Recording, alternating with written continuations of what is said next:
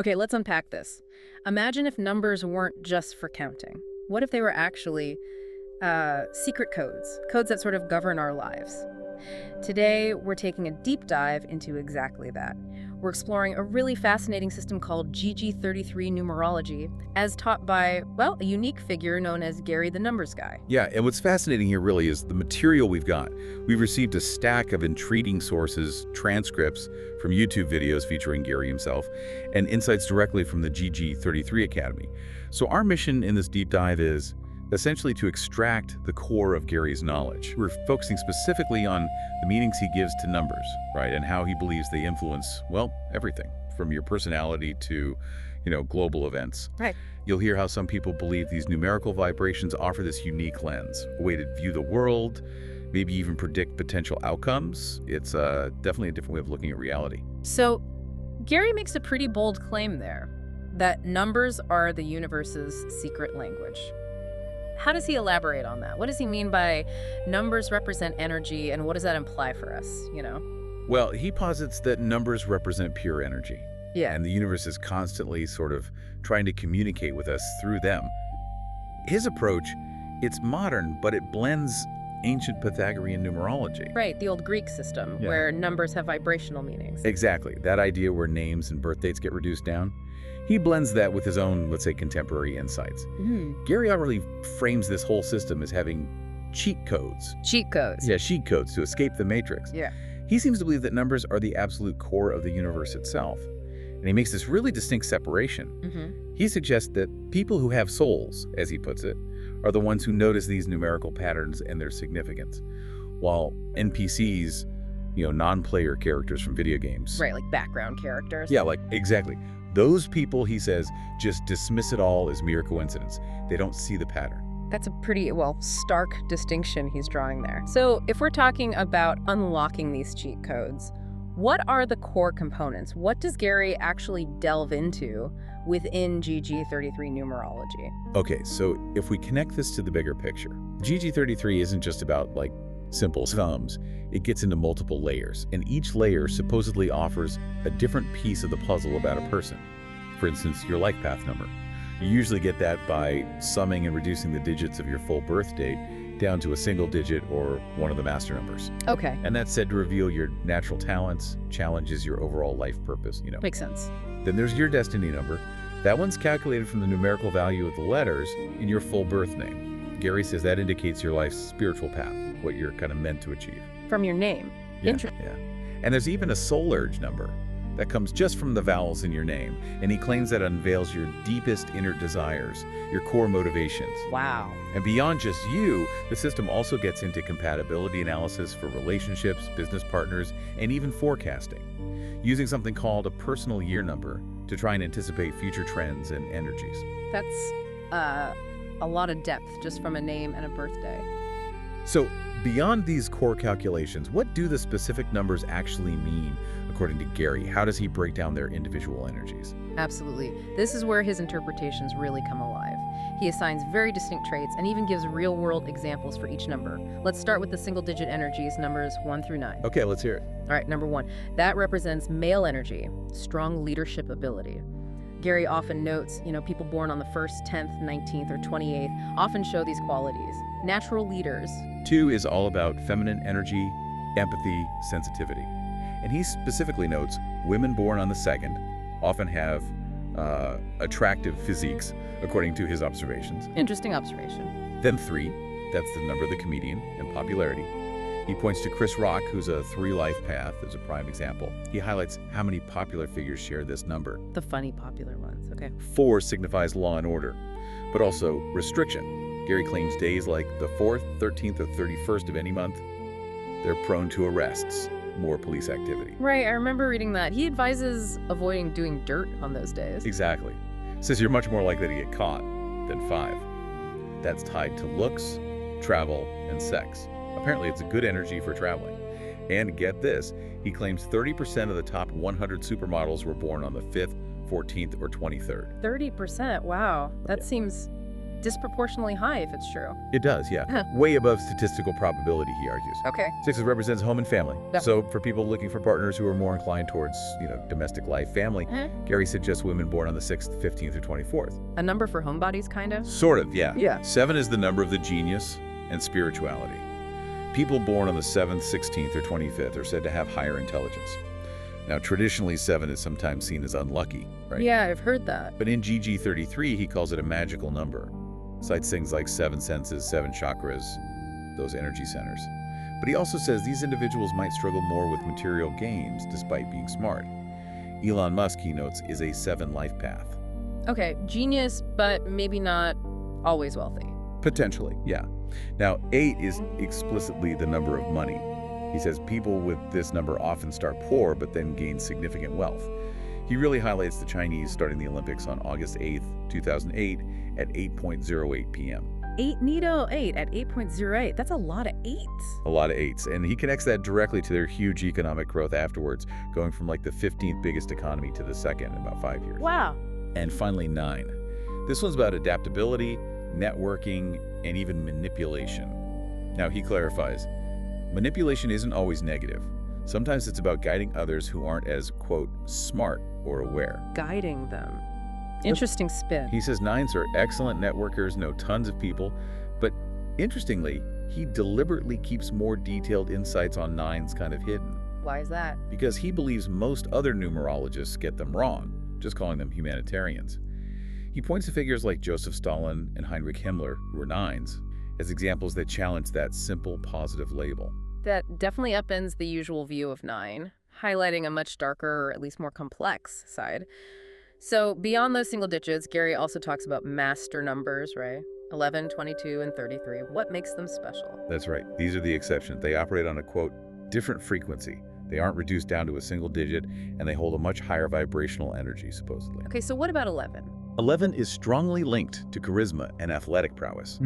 Think Barack Obama, Ronald Reagan, known for their speaking ability, and athletes like Michael Jordan, Kobe Bryant, Kyrie Irving, the absolute best. Yeah, all huge names. And he even notes this pattern of 11s mentoring other 11s, like Jordan mentoring Kobe, Kobe mentoring Kyrie. He also controversially links the elite to using 11 energy for emotional events, specifically mentioning 9/11. Because of the date and the Twin Towers looking like an 11? That's his connection, yeah. Then you have 22, the master builder. People with this number are apparently excellent at building things, structures, architecture, but also building up other people. Like mentors or leaders. Exactly. He gives George Washington, born on the 22nd, who built America, Vladimir Lenin, also born on the 22nd, who started the USSR, examples of building superpowers, and Bill Parcells, the football coach, known for his coaching tree, building dynasties. Okay, the builders. And 33. 33. He calls that the number of influence. His prime example is Jesus Christ died at 33, calls him the most influential dead man ever. Can't argue with the influence part. Right. Other examples he gives, Thomas Edison, the Wright brothers, Albert Einstein, Dr. Joe Naismith, who founded the NBA.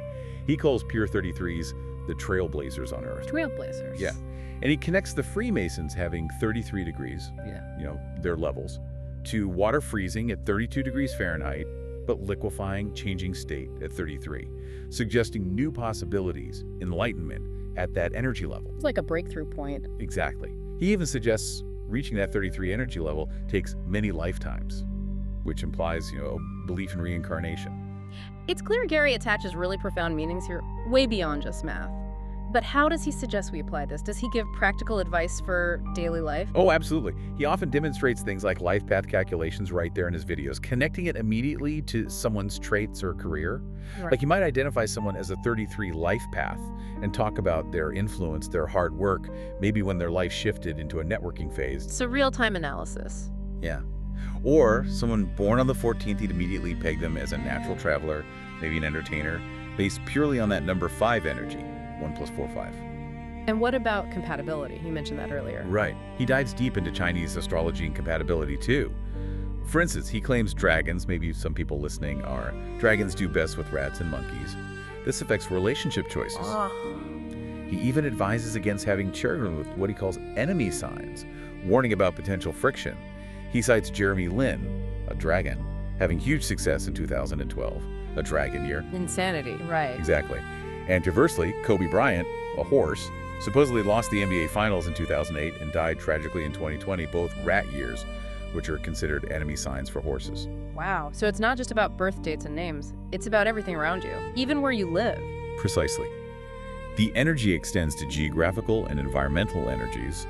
He identifies Las Vegas, founded in 1905, a snake year, as a snake city, and claims people born in snake years like Floyd Mayweather, Steve Wynn, Howard Hughes, all made fortunes. They're particularly favored in snake locations. And Gary himself moved somewhere specific based on this. Yes, he moved to Florida, which he identifies as a snake state, and he warns against being in enemy sign locations. Like, he calls California a dog state, supposedly an enemy to dragons. Okay, so location matters. What else? Objects. Even objects, yeah.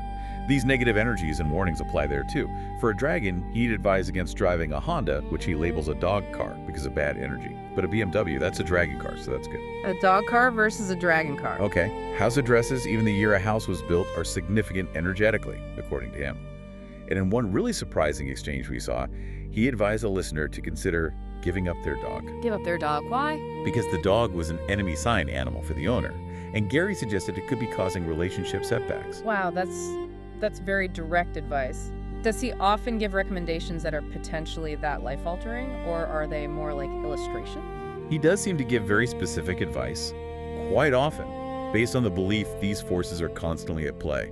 And yes, he brings it back to financial strategies too. How so? He explicitly advises pricing products using eights, like $1.70 because 1 + 7 8, or $3.50 because 2 + 5 is 8, to attract wealth. He famously claims Walmart switching prices from 0.99 cents to 0.88 cents is proof that says it's because his information got out there widely. He also talks about the full moon and human behavior. Ah, the lunatic connection. Exactly. Since humans are about 70% water, he says the moon's gravity pulls on us emotionally, leading to more erratic behavior, especially for water signs in astrology, like Cancers and Pisces.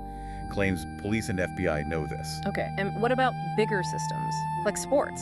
Yeah, strategic planning in sports. Gary claims he's helped NBA teams, like the Warriors, using numerology, assessing player chemistry, guiding recruitment. He emphasizes that powerful people use these numbers strategically.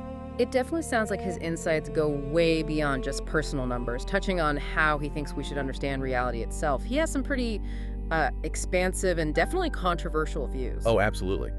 Gary asserts that what we often think of as reality is, well, fabricated narrative.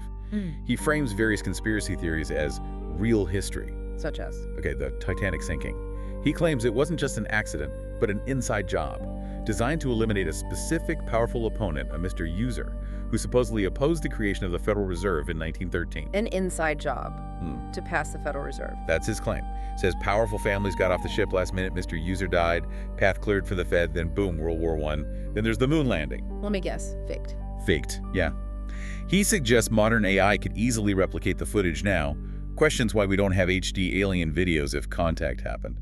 And speaking of aliens... What's his take? Not grays or reptilians? No. He dismisses those. Says it's more likely time travelers from our future. UFOs are just a cover for advanced human tech. He even points out that the words alien and Bible contain the word lie. That's quite a connection. Time travelers. Yeah, he even implies figures like Nikola Tesla or maybe members of the Trump family could be time travelers.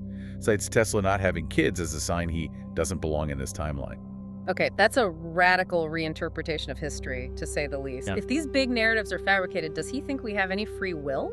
Or is it all predetermined in this grand scheme? Well, he says he's 100% certain we're living in a simulation, but he reconciles free will with predestination in an interesting way. He says our birth and death, those are predetermined, fixed points in the simulation. But the journey in between, that's where our free will lies. That's where we make choices. The end game is fixed, but the path, that's up to us. So destiny at the start and end, but choice in the middle. Something like that. Yeah. He also has strong opinions on leadership and scrutiny. Believes leaders should be judged hard on their past, their principles. Notably, he disqualifies anyone who took the COVID-19 vaccine as a potentially good leader. That's a very specific criterion. It is. He praises Donald Trump's leadership, though, based on his children's character, despite acknowledging Trump's own, let's say, blemishes. And Gary definitely positions himself as a revolutionary, challenging the status quo. How does he do that? Well, he famously challenged Jordan Peterson to a $1 million bet. Numerology versus psychology, testing accuracy. Calls Peterson a coward for not accepting. He really states that even his free online stuff surpasses what top numerologists knew 20 years ago. He sees himself as changing the whole game. Wow. What an incredibly expansive and definitely thought-provoking deep dive into GG33 numerology and Gary's whole perspective. It really challenges conventional wisdom at almost every single turn, suggesting numbers are way more than math, that hidden patterns might be running the show. Yeah, it really does. And it raises this important question, doesn't it? If numbers truly hold this kind of power, and maybe our lives are part of some larger simulation, how does understanding these cheat codes impact the choices you make? How do you view your own free will on that journey he described? What stands out to you listening now about how these energies might actually be at play in your own life? Something to think about.